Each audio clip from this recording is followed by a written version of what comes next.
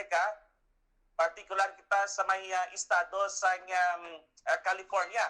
May kaupod aton subong aga si Sir Gabriel Ortigosa, ato sa ning international correspondent sa bahin sa USA. Okay, sir, good morning. Welcome diri sa Bombo Radio Rojas. Good morning, Bombo Radio Rojas. Sige. At diin ka nagatrabaho dira sa California, sir? Tatlo ang trabaho ko dire, ginakabugal ko gid nga tatlo akong trabaho. First sa may Kaiser Permanente as a registered nurse, and second sa University of California, Davis. At pangatlo ay sa Okay. Diri sa aton sa Pilipinas, diri sa Capiz, subong maulanon naton panyempo dira sa buong sa California. Kumusta ang dalagan sa panahon dira sa buong, sir? Bao, dire baliktad, mainit dire. Damo kami di sang mga sunog sa amon palibot. Kapangamuyo kami nga tagaan kami sang ulan. Oo. Pero kumusta ning natabo dira nga wildfire sa California? Hasta subo ongoing pa? Oh, ongoing gapon. Perte, kabudlay kalabanon ang nature. Ang mga fire trucks hindi nila kaya pauntaton ang sunog dayon. It takes like months bago mauntat. Okay. Sir Gabriel, no? Makikumusta lang kami sa dalagan karon sa politika or sa nagahilapit ng US election dira sa bahin sa California. Kay balo naman kita ng California, the Democratic State iniya. Kumbaga baluarte iniya sa Democrats ni Joe Biden. Apan kumusta dira subong dalagan sa politika sa California, sir? Masadya ang dalagan sang politika diri subong kay mainit na. 13 days before November 3 election. Ang sa survey ay leading si Biden, pero dapat hindi kumpiyansa si Biden. Dapat ang mga tao magwa kag magboto para makaparticipate sila sa election ngayon. Oo, ang election dati nagsugod din sa bigyan para may nadlaw. By the way, mga pila ka percent na yan sa mga Americans dra sa California, mga voters dra sa California nakagwa nakaboto? Ang mga nakaboto ay usually mga mail-in voters. Nag-mail sila sa mga balota nila. Kag iba naghatod sa mga designated official ballot boxes. Ang mail-in voters ay about 40% of the total voters sa Amerika. So sa subong, about 20 million na ka-Amerikano ang nag-boto through mail-in voters. Okay. So anong mga adjustment dra subong kay nakaibalo naman kita arak ta subong sa global pandemic kag grabing epekto sa COVID-19 dra sa USA. Anong mga gina-observe abi nga mga protocol sa mga botante once magkadto sila sa pila ka mga polling area dra, sir? Ang mga recommendations ng CDC, Center for Disease Control, World Health Organization na wearing of mask, social distancing, amo na siya ang ginapairal nga mga rules nga subong sa mga polling center para maiwasan naton ang pagkalat sa coronavirus infection. Okay. So ang California, as I mentioned kay nati daw Democratic State ini. Pero may tsansayan nga magkalusod si Donald Trump sa California sa karon? Medyo tagilid si Donald Trump diri sa California. Baluarte sang Democrat ini siya. So ang popularity ni Donald Trump bumagsak. So tagilid siya kung pamangkoton kung makaya niya ang California. Sa assessment ko daw hindi gid pwede. Okay. Anong impact karon sa pila ka mga policy ni Donald Trump sa COVID sa pag-combat sa COVID-19 dira sa US sa iyang bid for re-election, sir? Major factor ining management niya sa coronavirus infection. Kay mga eksperto niya sa CDC kag sa infection control, wala niya ginasunod. So, pag leader ka, may ginatawag kita nga leadership by example. Pag ginambal sa nga CDC, nga mag-wear ng mask, mag-social distancing, amo ni ang wala ginasunod ni Donald Trump bisan sa White House. Wala sila nagagamit sang mask, kag naga-party sila nga wala sa social distancing. Amo na nga natabo nga super spreader ang White House. Dra na-infect si Trump, kag mga pamilya niya, asawa niya, kabataan niya, mga Secret Service niya infected. So, amo nang impact. Ang tao, wala na nagapati sa kay Donald Trump, kay daw adlaw-adlaw na lang, tinikal na lang siya. Sa kasiling mo nakina daw negatibo ang impact no sa kandidatura ni Donald Trump ining mismanagement kinakinapo sa COVID-19 kag sulo sa imo mismo mga tawo niya nga responsible ko tani sa pag educate sa mga pumuluyo sa Amerika kung anong dapat nga pamagi para i-counter ang ining paglaptas ng virus amo pang mga nag-violate sa pila ka mga protocol. Now, bangod bala sila ti masiling naton nga daw may posibilidad karon nga malayo ang tsansa nga ma-re-elect si Donald Trump as President sa United States of America. Kung sundon naton ang resulta sa mga survey dire sa Amerika, pero tinakalayo ang distansya ni Biden. Pero ang ginambal gani nila nga hindi magkumpiyansa si Biden kay dapat encourage niya mga tao gid nga magwa kag magboto para mapakita nila ang ilang participation sa election ngayon para maislan ang sistema nga ginapadalagan ni Donald Trump. Bagsak ang ekonomiya sa US, pinakadamo nga infection sa bilog nga kalibutan ang Amerika, 8.2 million infected Americans, 221,000 ang patay na mga Amerikano because of coronavirus infection. Kag amo ni gina-blame nila sa leadership ni Trump kay kung si Trump mismo, kung magsunod lang siya sa advice ng CDC nga mag-wear sang mask, ang mga supporters niya, especially mga diehard supporters niya sa Republicans, maggamit man na sila sang mask kay leadership by example. Pero wala niya ginapakita nga nagasunod siya. Ti mga tao niya, mga followers niya, wala man. Ti sila ni ang naga-spread sang infection, damo-damo sila ang infected.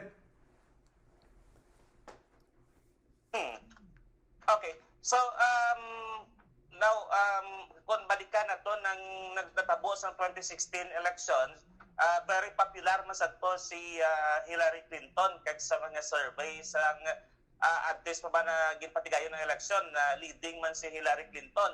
Now, ano ang kinalain na sining lead niya karon ni Joe Biden sa lead sa to ni Hillary Clinton kag paano naton mapasiguro nga daw hindi matabo sa kay Joe Biden natabo sa to kay Hillary Clinton nga nag-ibot sila perde siya gali pagabot sa resulta sa eleksyon sa Electoral College sa vote, sir. Tama ina. Sa time ni Hillary Clinton versus Trump, on the later part sang campaign period, nakasulod ang Russia sa cyber attack nila. Nag-disseminate sila sa misinformation about Benghazi, everything. Nga asa subong wala man nila napatunayan nga may kasalanan si Hillary Clinton dito. Subong, ginatry man sang Russia kag Iran nga sudlon ang voting system sang US. Kaya kaina may ara nga press conference ang Federal Intelligence about the attempt sang Russia and Iran na mag-cyber attack sa election. Pero late na ini siya, daw hindi sila as powerful as 2016 na election. Kag ang issue subong compare kay Hillary, subong may issue nga coronavirus pandemic. Sang that time ni Hillary kaga Trump 2016 wala sang pandemic. Ti subong diri nila nakita ang capability ni Donald Trump mag-lead. So napatunayan nga wala siya sang leadership kaga irresponsible leader gali siya. Wala siya nagapati sa mga suggestion sa mga expert. Okay.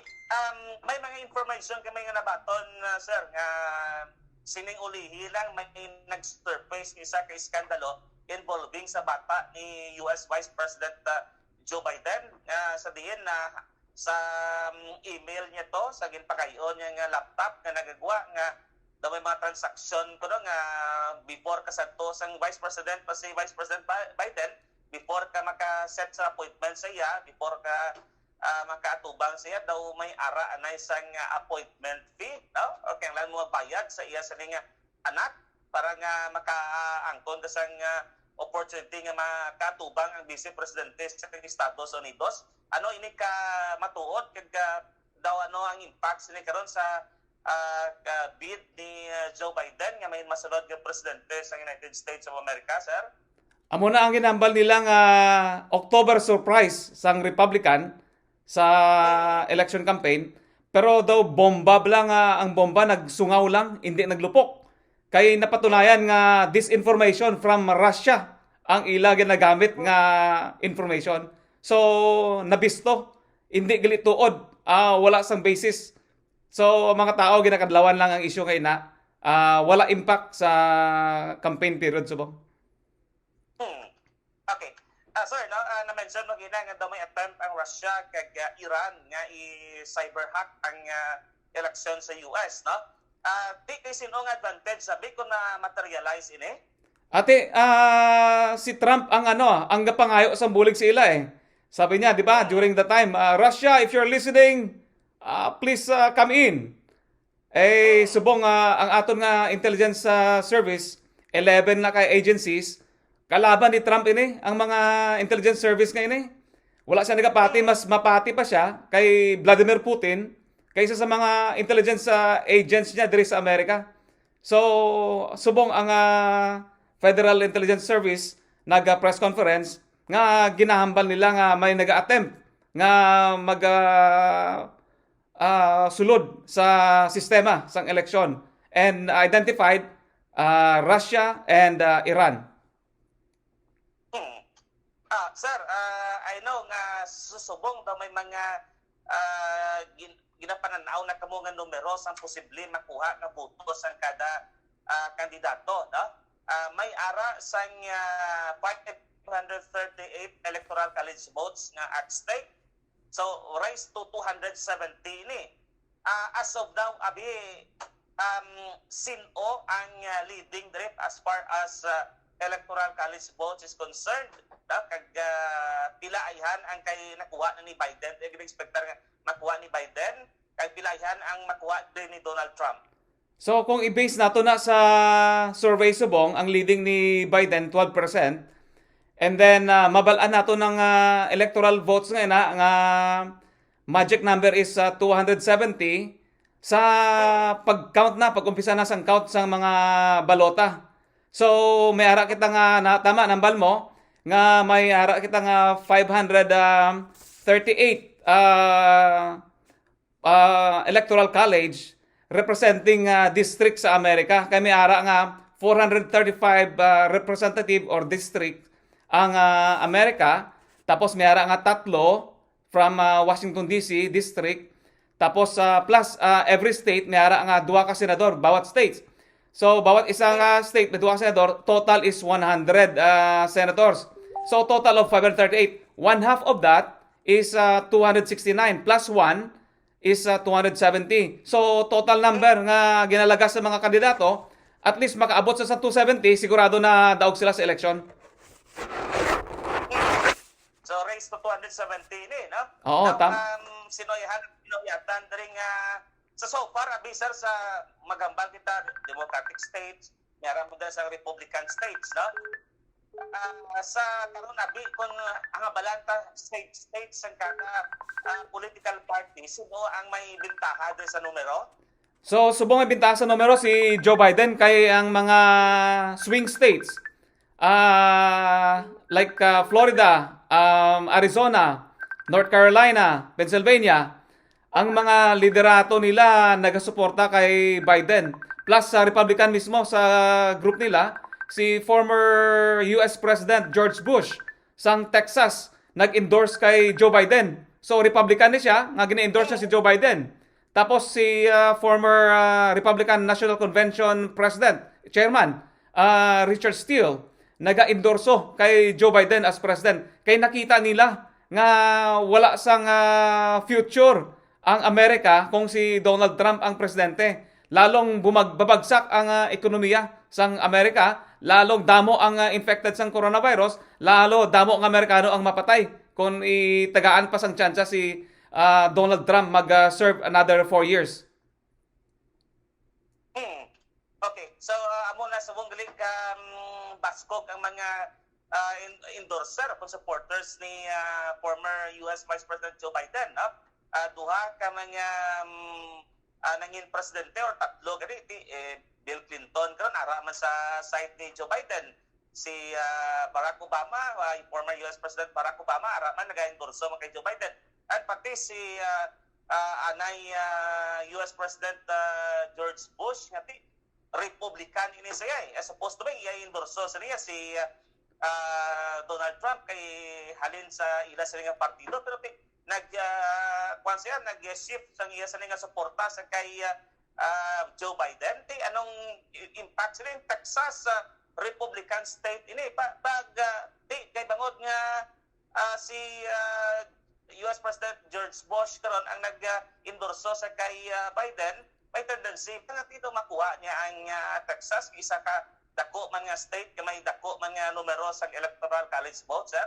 Tama, ang Texas ay second sila sa number. Ang California may 55, ang Texas mayroon sila 38 electoral college votes. So aside from that, si President George Bush Republican nag-endorso kay Biden, si mga Democratic President, past President Barack Obama, si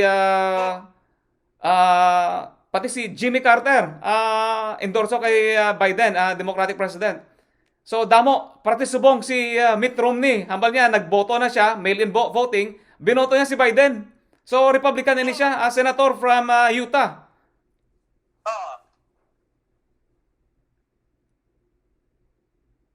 So Utah kwani halin ni sa Texas sa mga syudad sa Texas.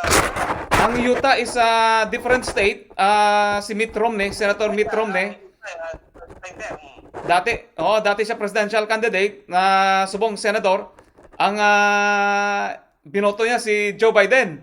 Sabi niya, hindi ako nagboto kay Donald Trump.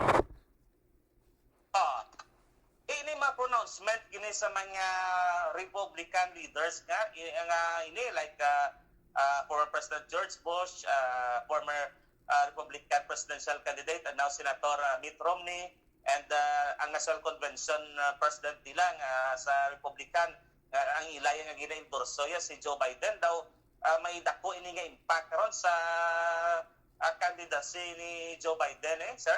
Oo, perte kadako ang impact sini. Major impact amo na nga daw nasa kumunoy na ang duha ka tiil ni Trump, nahulog na sa kumunoy. Now, may mga sa US na doon na-perde si Donald Trump halin sa kampo niya, tisiling nila daw hindi niya ini pagbatunon kag posible hambalon nga may ara sang maneuvering or fraud nga natabo sa eleksyon sa US. Amo na ang ginapagwa niya nga istorya nga kung maperde siya hindi pagbatunon. Elang taon ta kung anong matabo kung hindi pagbatunon. Dira naman ang another excitement sa face sang Amerika kung anong matabo pag hindi si Donald Trump manaog sa pwesto. Okay. Di sa imo yabi Sir Gabriel nga fearless forecast sinong magadaog sa sining palabuton nga US presidential election, sir? Ati sa mga ginapakita subong si Joe Biden na leading, and then siguro dako-dako gid niyang diferensya kay pati Republicans naga-endorse na kay Joe Biden mga Republicans nga upod ni Donald Trump ginabayaan na siya. Hindi lang sa Senate, sa House, pati mga former president naga-baya na sa iya. So, Joe Biden for 2020. How about ang mga Filipino dira sa United States of America? Kumusta? Anong din ginahatag sa mga sa Filipino community nga suporta dra sa US? Ate, majority sang Filipino community sa kay Joe Biden, kay si Donald Trump, racist siya. Mm. Hindi niya gusto mga tao nga colored. Kita iya Pilipino colored daya. Amo na ginainsulto ni Donald Trump mga colored people. Pero sa kay Joe Biden, gina-embrace niya mga colored people, palangga niya yung mga tao, may equal respect siya sa mga colored people kagaya sa aton. So majority sa aton nga mga kababayan sumusuporta kay Joe Biden, may mga iban-iban man nga nagasuporta kay Donald Trump. Hmm. Okay. So, less than 2 weeks ang nabilin kag may banuan naton kung sino maging masunod nga presidente sa United States of America, sir, no? Si Joe Biden bala or mapabili ni Donald Trump ang isa ring liderato dira sa bahin sa United States of America. Sir, madamo gid ka salamat. Basi may gusto ka tamyawon dito sa may banwa sa Tapas sa imo siling pamilya. So mga kaparintihan ko dira sa Sweets, Tapas, Kapis, kamusta na lang kamo dira? Siguro pag wala na pandemic, bakasyon ko dira sa inyo, kag masaka-saka naman kita sa bukid dira. Maligo kita sa may busay. Madamo gid nga salamat, Bombo Rojas. Okay, amo ning makahilidlaw nga mga adventure mo diri sir sa banwa sa Tapas, di ba? Tama, oo. Gakaon kami sang dahon sang ipilipil eh. Wala gid sudan to sa babaw sa bukid. Ipilipil lang. Hmm. Okay. Sige sir, thank you again. And kita na kita sa masulog may nadlaw sa lugaping update direkta sa United States of America. Okay, salamat, Bombo Rojas.